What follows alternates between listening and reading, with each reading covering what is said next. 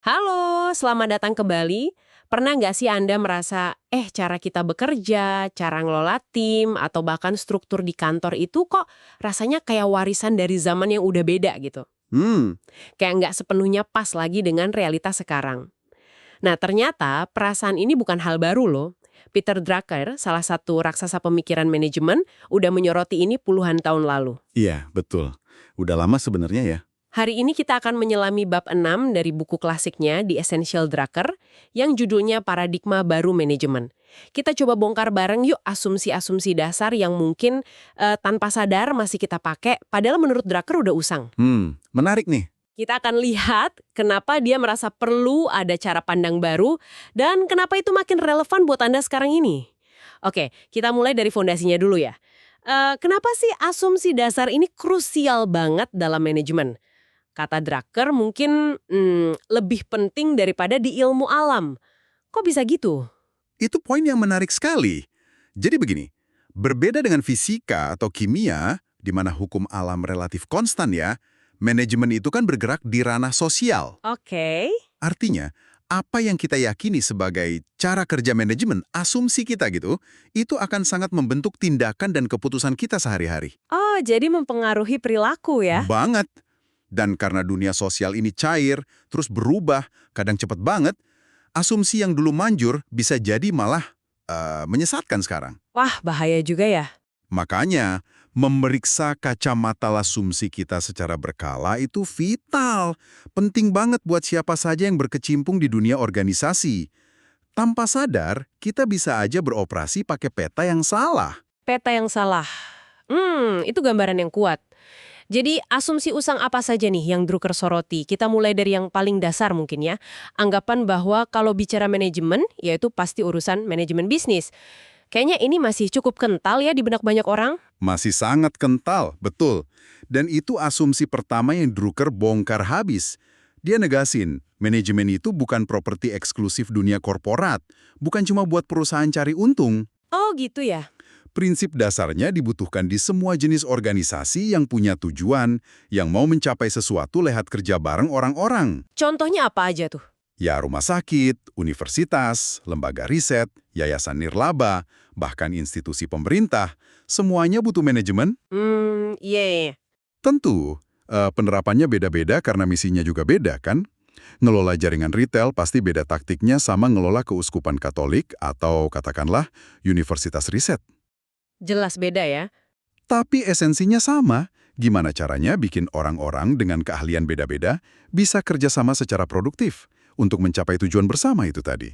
Oke, oke. Jadi manajemen itu universal, bukan cuma soal cari untung. Nah, kalau prinsipnya universal, gimana soal strukturnya?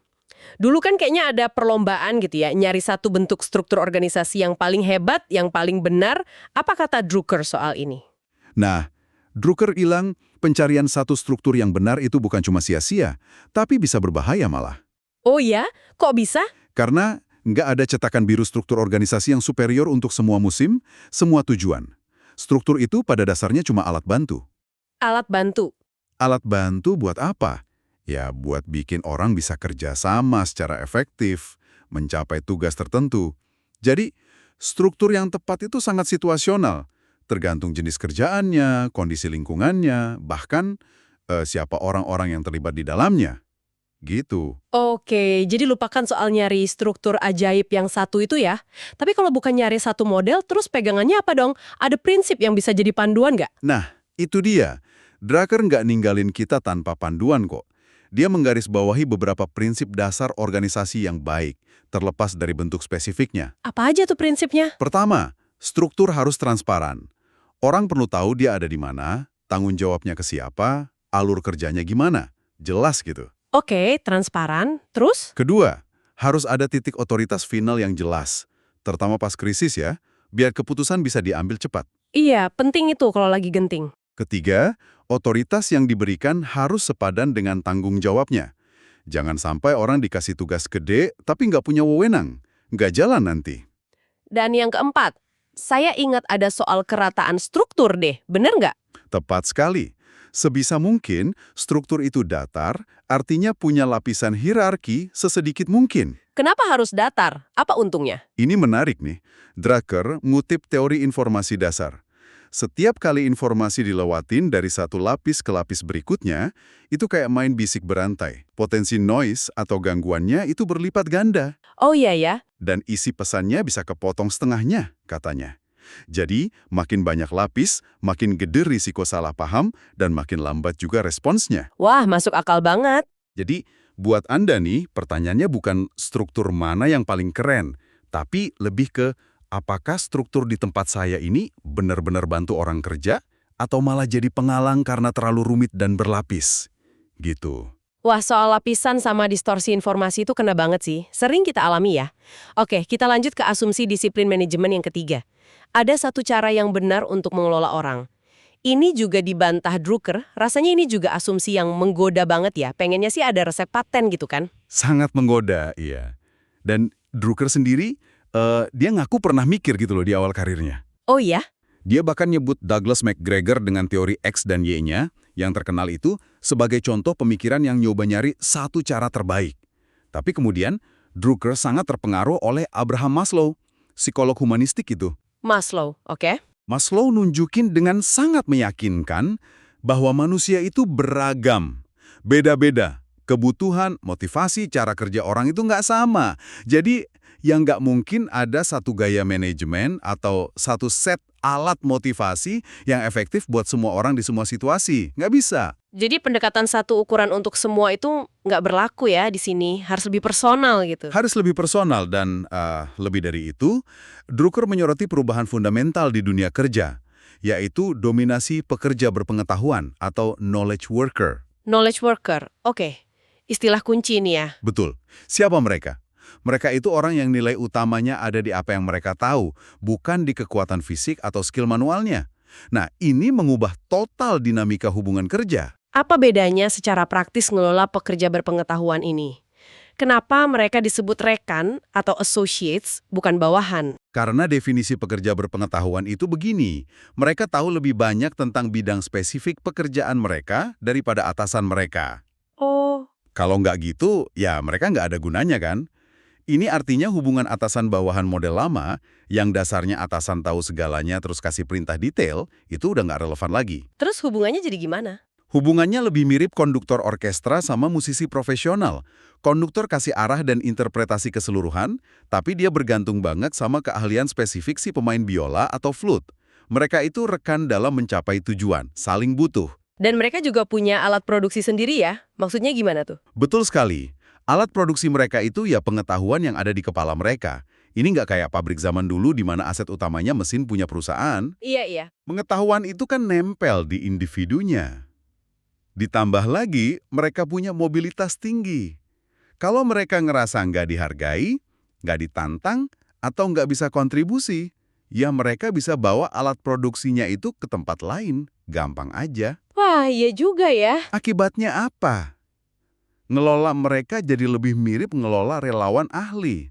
Anda nggak bisa cuma andelin perintah atau bahkan gaji doang. Jadi di mana dong? Mereka butuh diyakinkan, dikasih otonomi, dihargai keahliannya, dan ngerasa jadi bagian dari misi yang lebih besar. Jadi asumsi satu cara mengelola, jadi benar-benar usang di sini. Harus beda pendekatannya. Ini pergeseran paradigma yang luar biasa dampaknya ya buat HR dan kepemimpinan. Oke, kita udah bahas asumsi soal disiplin manajemennya, sekarang kita pindah ke asumsi-asumsi yang lebih nyangkut praktik manajemen sehari-hari. Yang pertama nih, Drucker bilang, asumsi lama tuh teknologi, pasar, dan penggunaan akhir, end users, itu dianggap given atau tetap. Kenapa ini berbahaya? Bukannya dulu emang lebih stabil ya? Mungkin dulu relatif lebih stabil. Tapi sejak pertengahan abad ke-20, kata Drucker, asumsi itu jadi sangat berbahaya. Dulu, teknologi cenderung berkembang di jalurnya sendiri. Tekstil, ya urusan tekstil. Kimia, ya kimia. Gitu kan? Iya, kayaknya gitu. Sekarang nggak lagi. Teknologi itu criss-cross, saling silang. Inovasi dari satu bidang bisa tiba-tiba mendisrupsi bidang lain yang sama sekali nggak terkait. Contohnya ada nggak? Biar lebih kebayang gitu. Industri farmasi itu contoh klasik yang sering Drucker pakai. Dulu basisnya kimia organik, sekarang Bergantung banget sama genetika, mikrobiologi, biologi molekuler, bahkan fisika dan elektronika medis. wah jauh ya. Jauh. Semua itu datang dari luar lab farmasi tradisional. Artinya apa? Perusahaan nggak bisa lagi cuma mantau tetangga sebelah. Radarnya harus super lebar, nangkap sinyal dari mana aja, harus peka. Oke. Terus gimana dengan pasar dan penggunaan akhir? Sama juga polanya. Mirip. Dulu, satu kebutuhan cenderung dipenuhi satu jenis produk yang jelas. Butuh informasi, ya baca koran. Iya. Sekarang, butuh informasi, bisa lewat koran cetak, portal online, TV, radio, podcast, medsos, newsletter. Wah, banyak banget. Satu kebutuhan dilayani banyak cara yang berbeda. Jadi pasar nggak didefinisiin produk lagi ya? Betul, pasar itu didefinisikan oleh kebutuhan yang dilayani.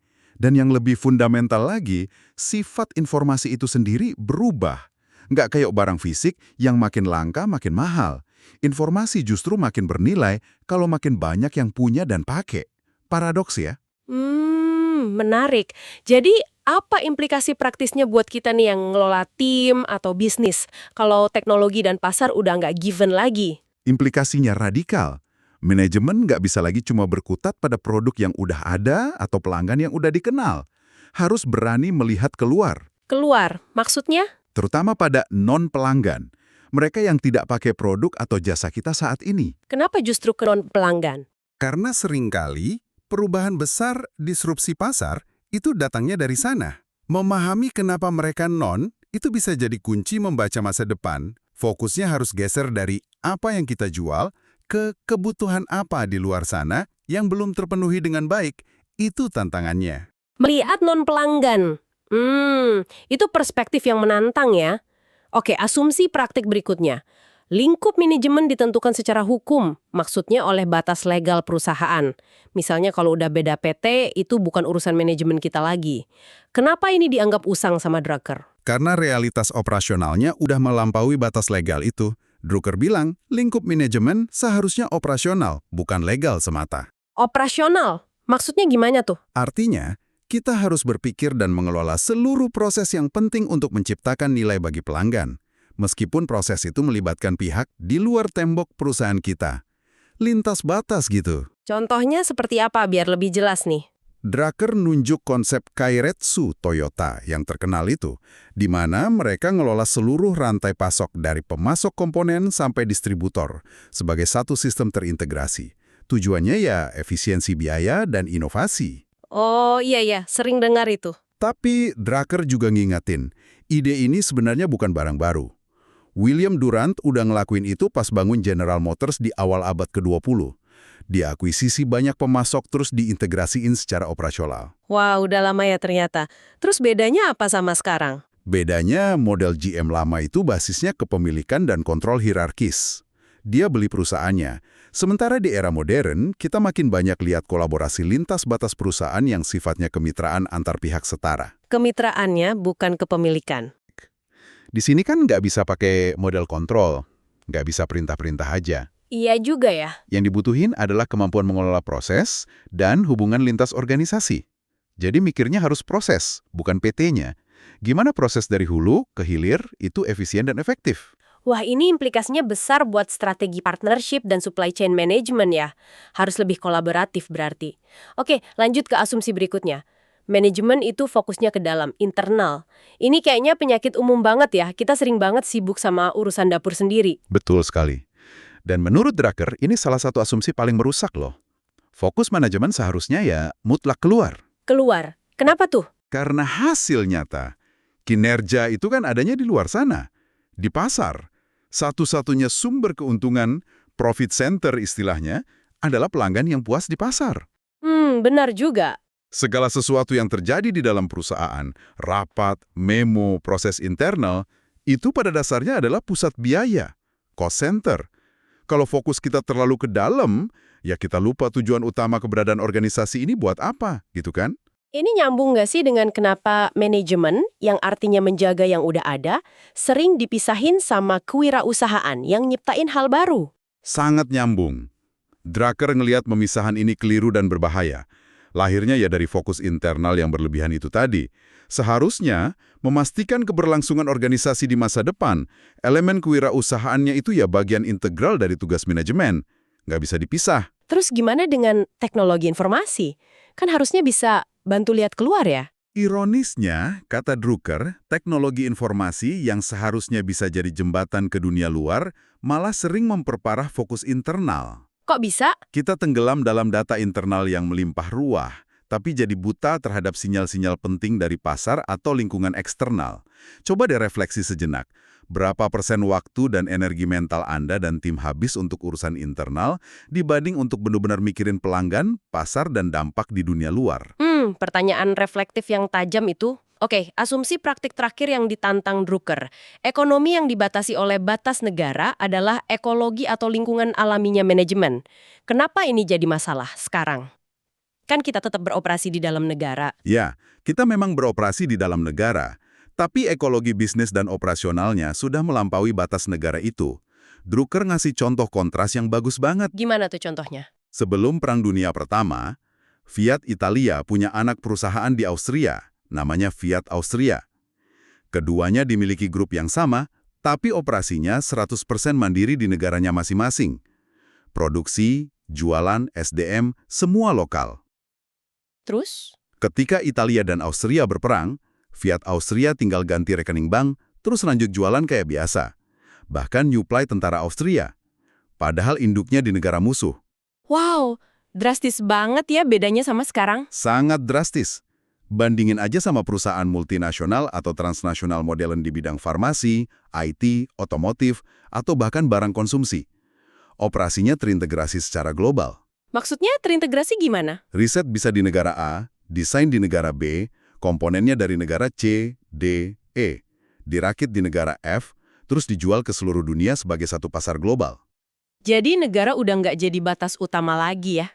Dalam model baru ini, negara itu lebih berfungsi sebagai lokasi dengan aturan mainnya sendiri. Pajak, regulasi, biaya tenaga kerja. Itu jadi batasan atau pertimbangan biaya, cost center atau restraint, tapi bukan lagi unit bisnis utama yang mendefinisikan strategi secara keseluruhan. Oke.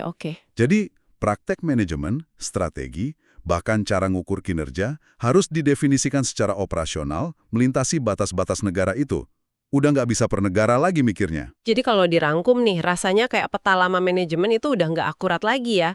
Asumsi bahwa manajemen itu cuma bisnis, terus ada satu cara terbaik ngatur atau ngelola orang, fokusnya cukup ke dalam, dibatasi pagar hukum perusahaan, dan dunianya sebatas negara kita, semua itu menurut Drucker udah harus ditinggalkan ya. Pemandangannya udah berubah total. Persis. Pesan utama dari bab ini yaitu ajakan untuk terus-menerus bersikap kritis terhadap asumsi dasar kita sendiri. Jangan anggap remeh cara kita selalu melakukan sesuatu di sini. Itu bisa jadi jebakan. Iya. Realitas sosial, teknologi, pasar, globalisasi, semua bergerak terus. Kemampuan untuk mendeteksi kapan asumsi lama udah nggak relevan lagi dan keberanian buat mengadopsi cara pandang baru, nah itulah yang jadi kunci efektivitas, bahkan kelangsungan hidup organisasi di masa depan. Ini bukan cuma teori loh, tapi kebutuhan praktis banget. Nah, sebagai penutup diskusi kita kali ini, ada pertanyaan nih untuk Anda bawa pulang dan renungkan. Setelah dengar berbagai asumsi lama yang dibongkar terakhir tadi, coba pikirkan deh, asumsi lama mana yang rasanya masih paling kuat, paling lengket gitu, mungkin tanpa disadari, di lingkungan kerja Anda sekarang? Pertanyaan bagus tuh. Yang sudah meluangkan waktu untuk pendalaman kita kali ini. Sampai jumpa di pembahasan menarik berikutnya ya.